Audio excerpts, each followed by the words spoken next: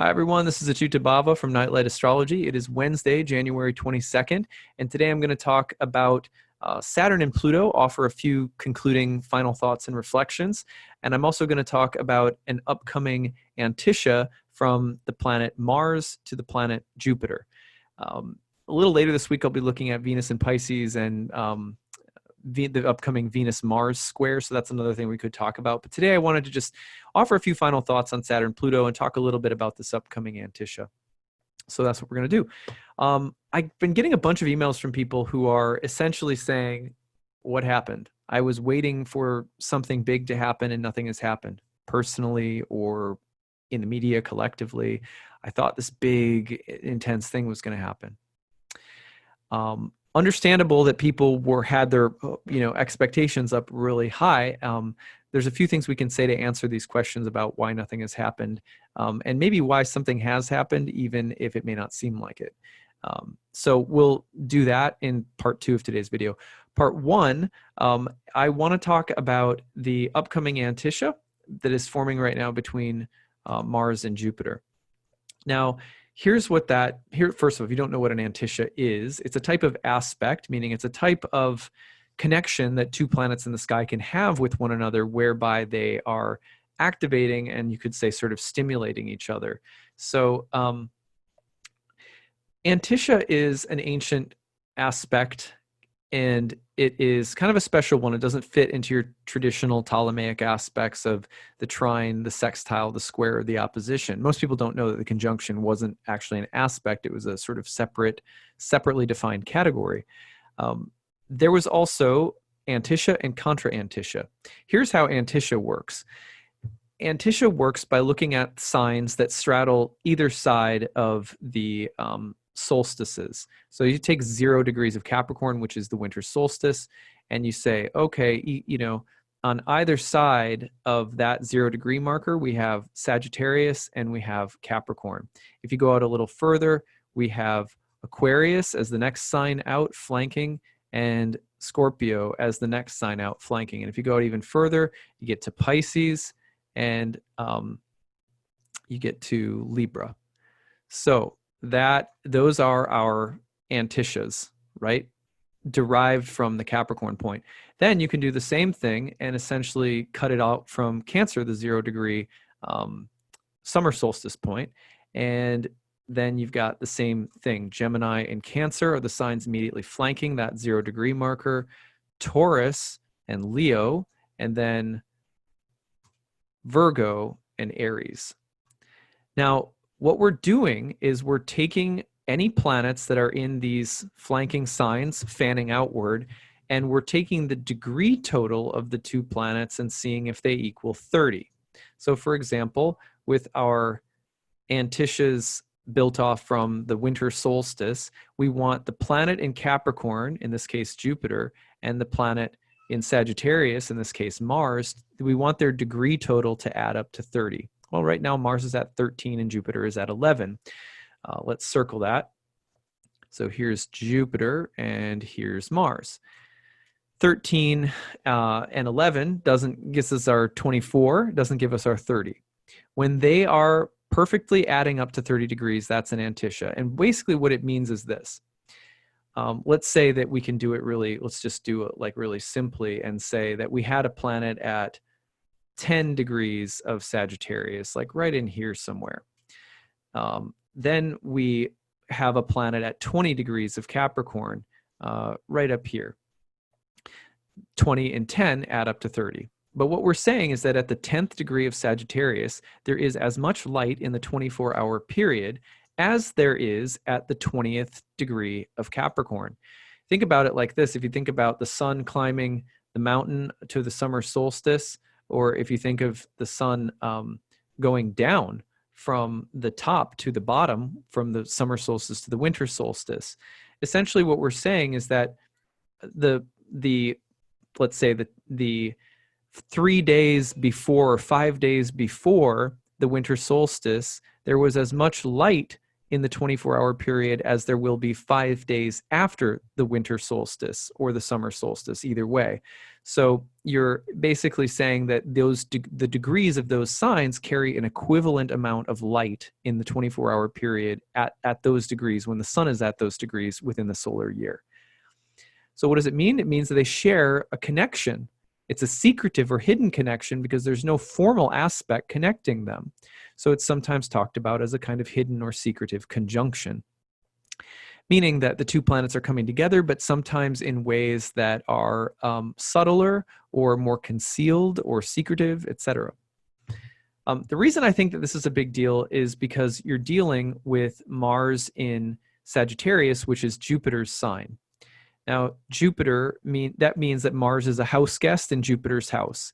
And what we have right now in the sky is Jupiter moving towards 12 degrees of Capricorn and 13 degrees of Capricorn. And we have Mars moving along towards 14, 15, 16 Sagittarius, which means that they are going to meet up.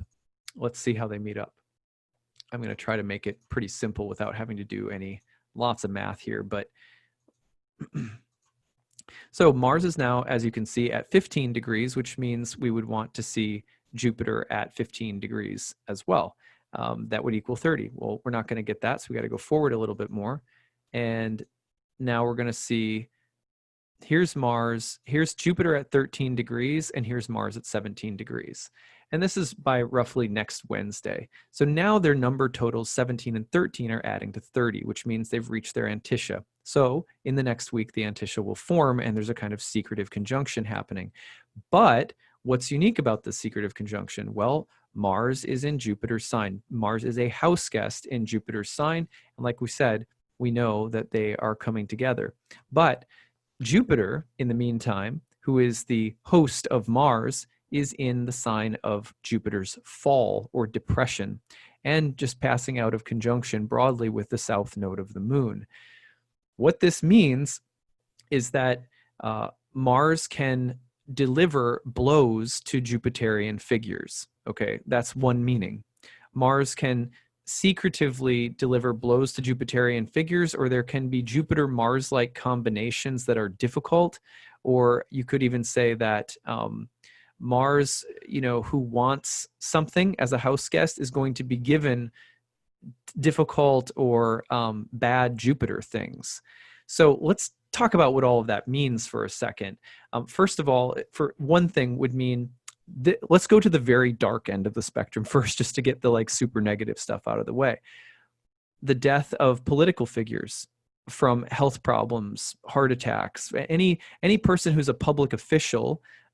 This is a way in which they might unexpectedly, meaning kind of comes out of the blue because of the secretive nature of the conjunction. It's kind of sudden. You don't necessarily see it coming.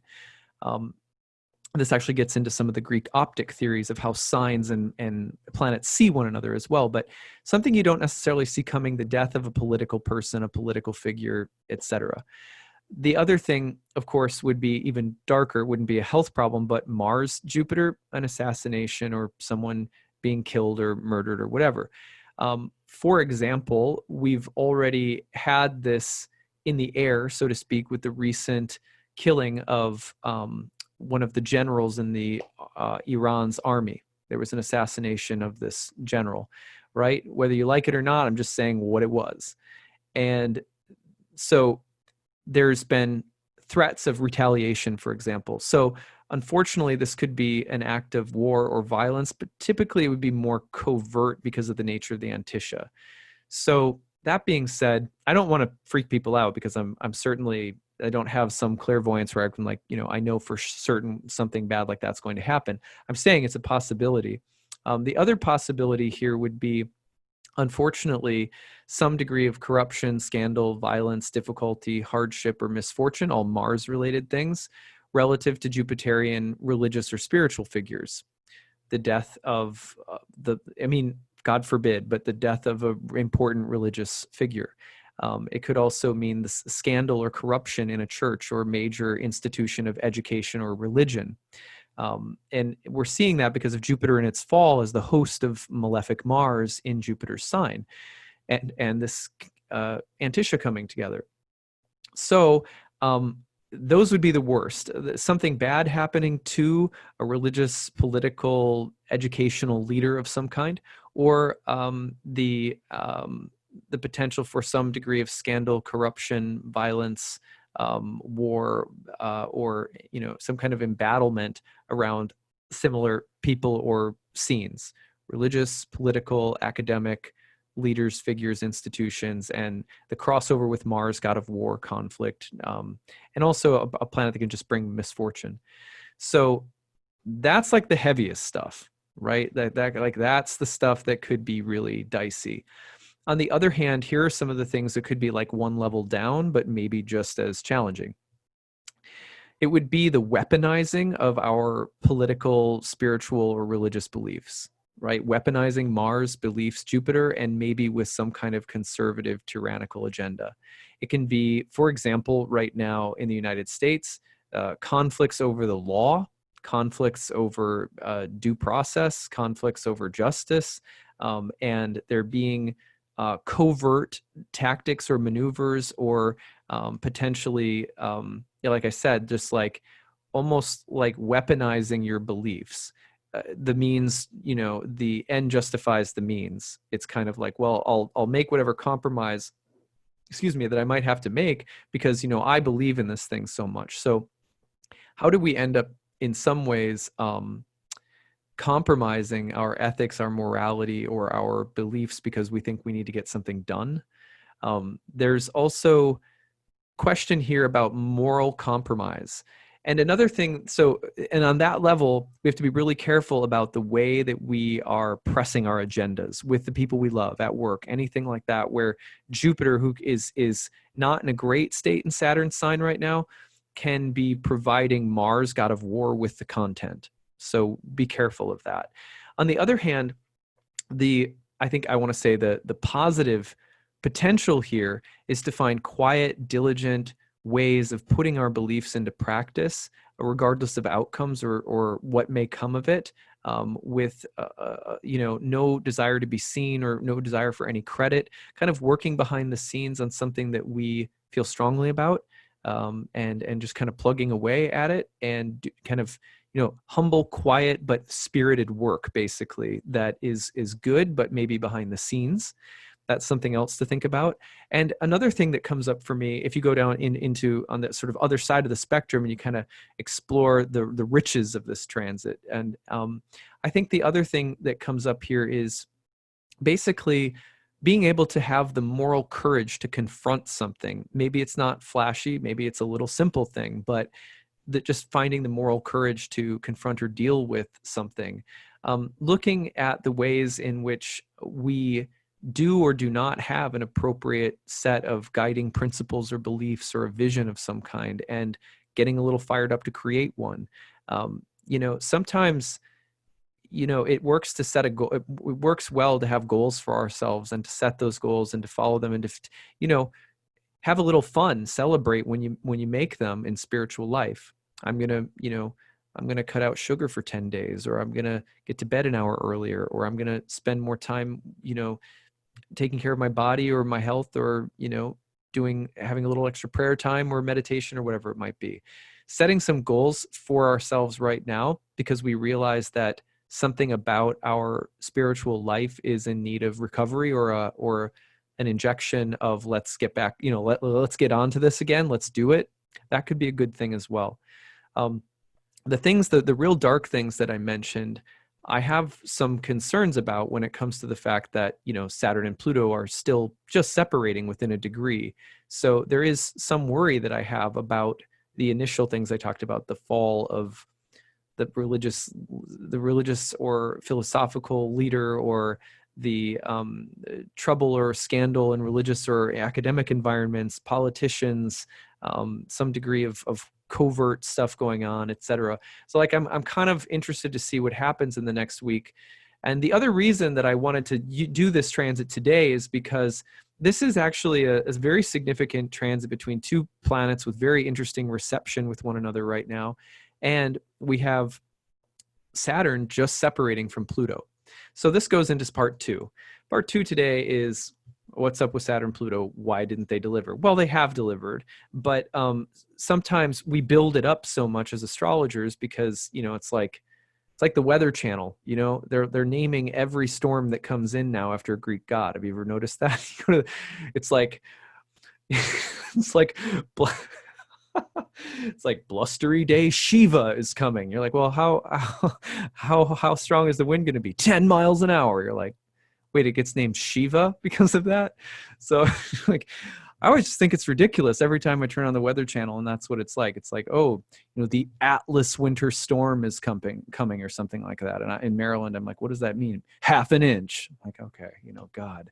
So, you know, we get into this mode with astrology where we build everything up, and it's part of the fun of it. So we don't need to criticize it. Like, it's completely allowable for those of us who are interested in the reality of karma and are regularly blown away by the fact that astrology is telling us exactly what kind of karma is manifesting at what time and where, and gives us some advice about how to deal with it. Like, for those of us that have just taken a moment to integrate the fact that, yeah, this stuff's real, it's fun, right? It makes life transcendental. It gives spiritual depth and meaning to things that otherwise sometimes just feel like cold, chemical, rational laws of nature playing out around us in ways we don't fully understand, trying to grab some amount of control over it. I mean, isn't it much more interesting when we can literally be like, yeah, this god's hanging out with that one over here in your marriage house, or this one's hanging out with that one in your, you know, house of long journeys or career.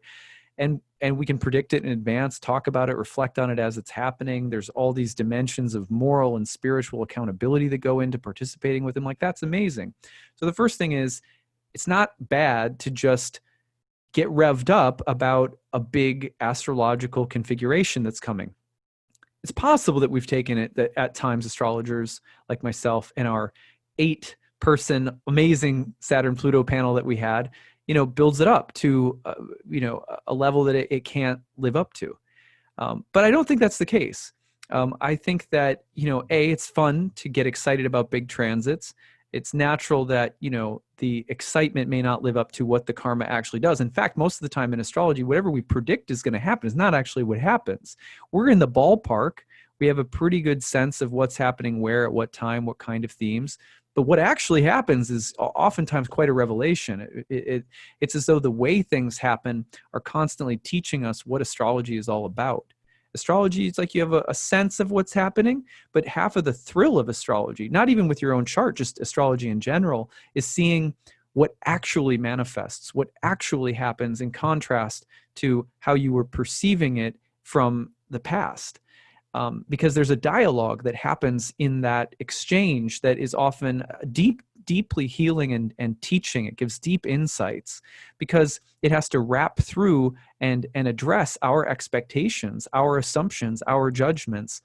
So astrology, you know, people are like, you know, astrology is always, it's a confirmation bias. It's always being done in hindsight. Hindsight's 2020. It's like, dude, you're forgetting the point, which is that part of paying attention to these things, watching them, and then seeing what actually develops is about having your own mind, heart, and judging faculty softened, broken open by the mystery of what these transits are actually about. That's a good thing, right? So it's never a bad thing to not have a transit turn out exactly as you think it's going to. Instead, with astrology, what you have to do is not put astrology on trial, but put your own expectations on trial. Ask the jurors in the cosmic courtroom to weigh in and say, okay, Saturn, Pluto, I thought it was going to be like this, and now I'm not really perceiving what it was or what it is or maybe supposed to be or something like that. So would you show me? Right? If we treat the planets in astrology like a cold, dry, mechanical thing that either works or doesn't work, and then we have expectations and they get disappointed and so forth, we're not interacting with astrology in the way that it was meant to be interacted with, because these are gods, right? And we're not talking about gods in the sense of, you know, the something that's trying to, you know, it's like the old man in the sky that wants to smote us or something. We're talking about the operating and organizing archetypal structures of reality. And they have their beings that you can actually relate to. They're multidimensional beings that you can actually relate to. So when you're thinking about what's coming with the transit, you are starting to fix your heart and your mind into transcendental meditation upon something. You have to be kind of daring to do that with astrology because you're thinking about the future. For a lot of people, thinking about the future is anxiety producing. For the astrologer, it's enlightening, hopefully, right?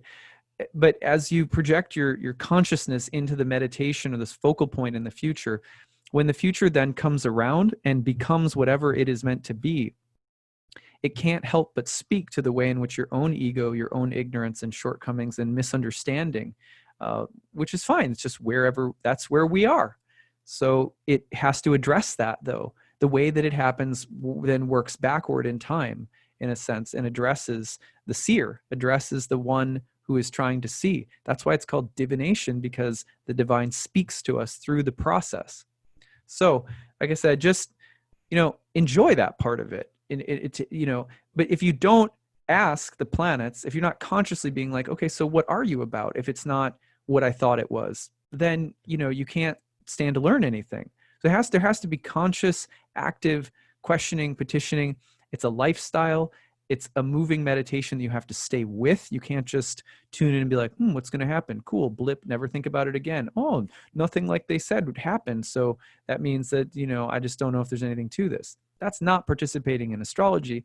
That's participating in, that you might as well be playing roulette, right?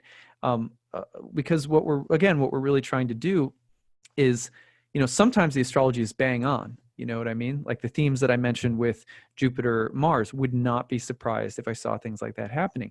I did a video on the, the potential for really cataclysmic natural disasters happening with Saturn and Pluto. And we saw the Australian bushfire. Was I surprised?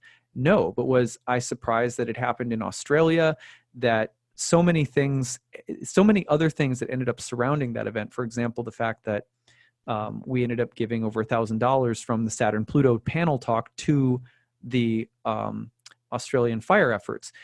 So many elements of what I thought was going to happen and what ended up coming out of those experiences and the way that those experiences moved through my life and through other people's lives. That's where the actual astrological education lies. It's not just in predicting it, it's in then continuing to reflect upon the entire process as you're in it.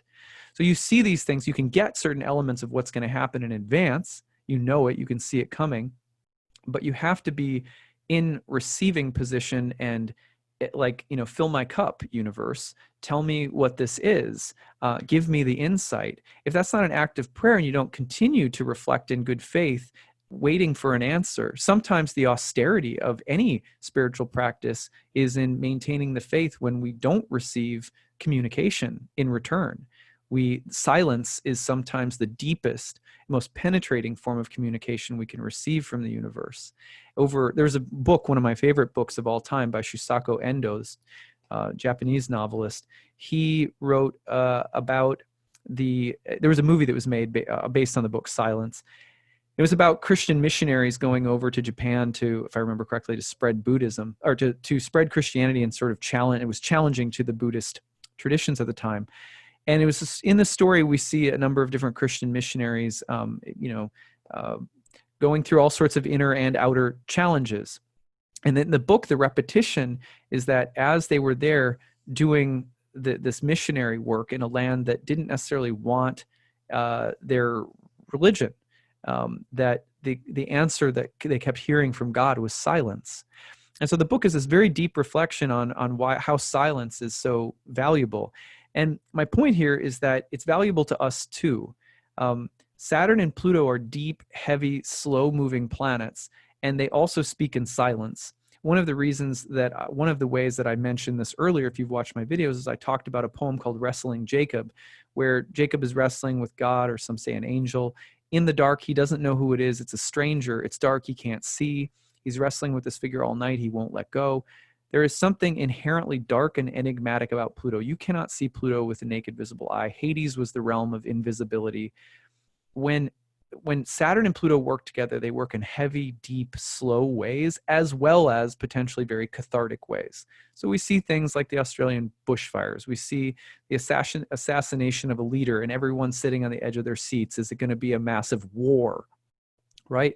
And some of those things feel typically like explosive and sudden, and we see it. There's an impeachment trial going on in the Senate right now. in some ways you see these big cataclysmic, what was it, the I forget which prince, Harry, I think, and Meghan, that they decided to kind of break in some way from the royal family. So there's big eruptions of the Saturn-Pluto dynamic that happen that are very visible. But Saturn and Pluto also has eruptive moments, and it has moments of deepening, of stillness, of silence. And we have to learn how to receive silence in our astrological practice. We have to be able to endure the austerity of not seeing, not knowing, and being with the process for a while so that it can leave its mark on us. It's hard for anything to leave its mark on us if we're not willing to wrestle with it, engage with it, in not knowing what it is. As soon as we say we know what something is, we've taken away a lot of intimacy and the ability that every being has, which is like a birthright, to surprise us with its very beingness, which is why love can continue. When we're surprised by the other, whoever the other is in our lives, it has the impact of just leaving us fulfilled in a new way, in a different way. And it leaves a mark on us when we have waited for something new, something interesting, something different to emerge and say something to us. When we wait for something to speak to us, when we ask and then we wait, and then over time attentively wait, and then something speaks, that's amazing. That's how love is born. Because we've had the patience, and really beautiful divine things hide, right? They don't show themselves just because we have demanding, expectant, short, attention spans, right? It's like a flower. If you ever, we watch a flower go through its whole process, gardeners know, because gardeners wait. So at any rate, I'm saying all of this because I can't tell you how many emails that I've gotten, and God bless everyone, for going through this. I know it's not easy, so I don't mean any criticism by this. So many emails being like, what's going to happen? Or why hasn't something happened? Or when will it happen? Or, like that. And I think that it's important that's why I'm saying all these things, that I think that it's important to reflect back on what the process of astrology is and stuff like that. But secondarily,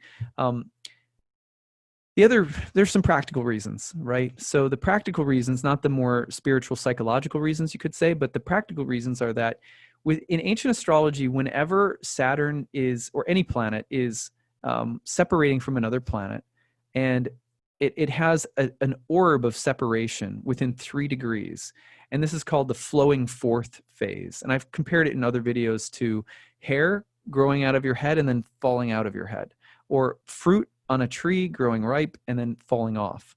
The ripening moment is like the exact moment of a planetary transit. But the falling off of the fruit, when the consequences, the fruit actually falls off the vine and the event manifests, is typically in that 3 degree range after the separation. So it's a flowing fourth.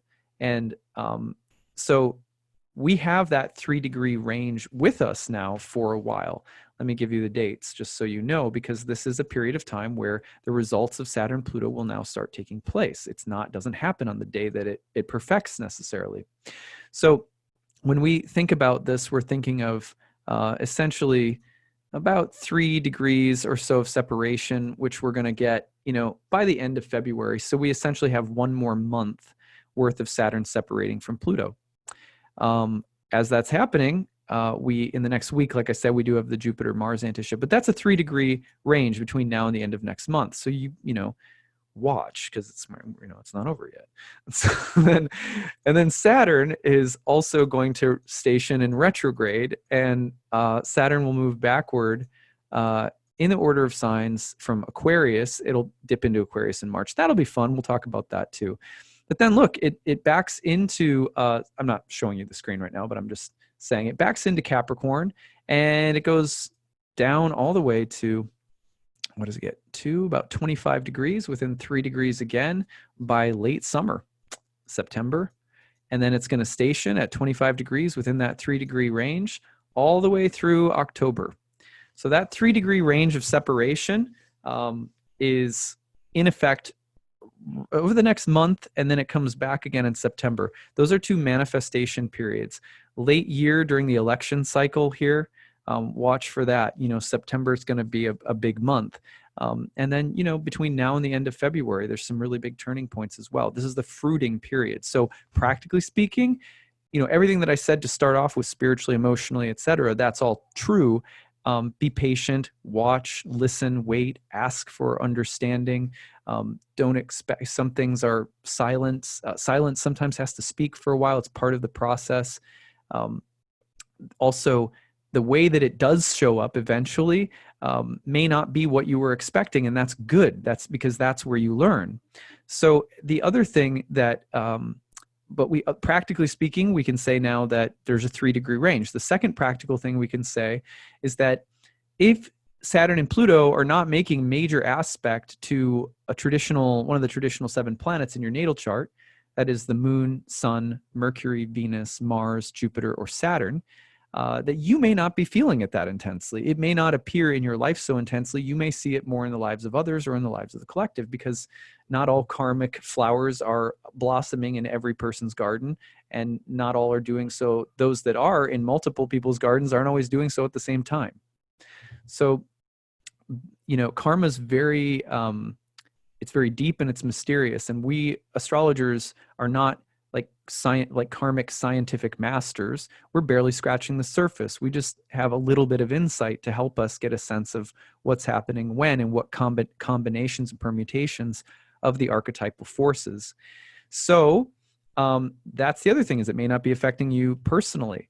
A third thing is that the overall transit has been in effect for several years now, since December of 2017 when Saturn entered Capricorn, and all the way up until the end of 2020 when Saturn finally leaves Capricorn for good.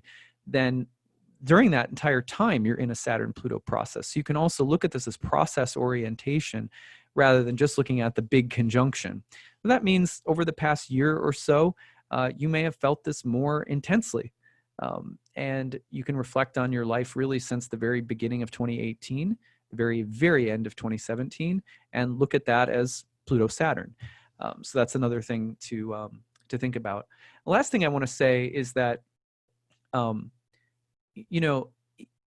again, like to the whole point about expectations and building our expectations up, and, a lot of thought and talk has gone into this big transit and so forth. And the only way to learn astrology, as I've heard many of my elders say over the years, ultimately is to do a lot of charts and or spend a lot of time immersed in the language of astrology if you don't read for other people. And finally, to live through astrological experiences, right? So many of the popular astrologers, my point is, many of the popular astrologers of our current moment are younger, and many of us are living through this conjunction really for the first time in our adult life. Many of the people who watch this channel are as well. So it's also very natural for us as we age to go through different stages of karmic maturity, where we get to know different kinds of karmic cycles, the nature of those cycles. Some of them are longer than others, and you don't necessarily understand them until you're a little bit older. So some of this is also developmental and generational. There are things that different generations are learning right now, developing and growing into, that are different. And those are subtle, and you don't always understand those when you're in the midst of them. For example, people who were born, in the early 80s versus the 90s versus the 70s, et cetera. So similar thing, for example, with people who were born in the 1960s. They were born, a lot of them, with Pluto conjoined with Saturn. Uranus. When Pluto and Uranus's dynamic of a square came back around, right around, in the early part of last decade, a lot of my clients were people who were revisiting that archetypal combination that they were born under, and starting to kind of have this deeper realization of the culture and generational karmas that they were born into. So that's a big part of what can be happening during a time like this. And we don't always realize that those shifts, because it's harder to be in touch with them personally, right? It's because they're a little bit more nebulous. So that's something else to just remember. But that being said, I've already heard a huge amount of really impactful stories about this transit. So I haven't seen personally a shortage of them. And in my own life, I can tell you that there's been no shortage of them. And they're both in my chart making big aspects right now, though. So, okay, well, that's what I've got for you guys. I hope that you have a great rest of your Saturn Pluto experience. If I feel like there's more stories that come in or we need to reflect on this more because of current events, we certainly will. Check out that Mars Jupiter antisha as well. Tell me your stories about either of the transits, your reflections on Saturn Pluto, your stories to this point, or what you see again coming from the antisha that's coming up next week. All right, that's what I've got. Take care, everyone. Bye.